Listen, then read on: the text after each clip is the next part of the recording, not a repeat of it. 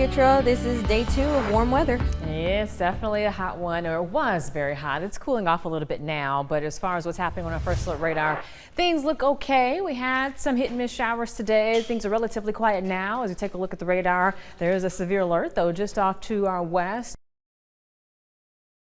And there's a few little cells well to our they should fizzle out for the most part as they move towards us. But here's the bigger picture here. This is a circulation surrounding Aaron, and there is an upper level trough of low pressure that's going to help to pick that up and kind of move it towards the north. We're sitting on the eastern edge of high pressure. That's still why we're still so hot, I should say. But eventually, as we look at the time clock, this is for Sunday, and we're going to have this trough of low pressure that's going to start to dip down. And once that happens, it's going to expose much of the country to some cooler than average temperatures, and we're going to tap into some of that. But over the next several days, yes, tomorrow is going to be very hot still. If we don't get rain at the right time, the heat index could get over 105, but it gets a little bit more tolerable as we head towards this weekend. But an actual cold front affiliated with that upper level trough is going to cross our area on Sunday. So once that happens, we're going to really tap into the cooler weather, at least cool for us. We're expecting temperatures to fall into the upper 60s beginning Monday morning and for Tuesday morning as well. And this is an early estimate. Things could change. These numbers could actually get a little bit lower,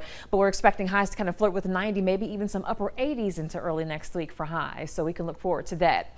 As far as tomorrow and through the rest of the week, we're going to keep a chance for some scattered showers in the mix, and that's good news because that could help with the heat. As far as your Wednesday morning, though, we're going to start out with quiet conditions. By midday, there could be some building clouds and some isolated showers popping up, but we're expecting more of a scatter coverage by the afternoon. This is 4 o'clock, so it's important that you carry an umbrella just to be on the safe side.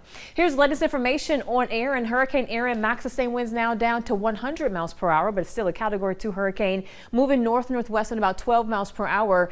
And here's a look at it on the infrared satellite imagery. Again, still looking pretty good in terms of its appearance via the satellite, and it's going to continue to make its way north and eventually north and eastward. But this particular graphic here just shows you the wide expansion of the tropical storm force winds. That's in yellow, and some of those winds are expected to kind of influence the Outer Banks and maybe even the coastal areas a little farther inland of North Carolina. So they do sit under a tropical storm warning, and Hampton Roads is under a tropical storm watch. But aside from that, again, the core of Aaron will stay out to sea. There's a couple of other systems behind it. There's a disturbance that has a more moderate chance for development that could take a similar path as Aaron, but there's another one off the Cape Verde Islands, and for the most part, that one still has a low chance to develop, but it could have some increased numbers down the line. So we're going to be watching that closely. I should say Cabo Verde Islands, but regardless, locally we're looking at temperatures kind of flirting with 80. Feels a little bit hotter when you factor in the humidity.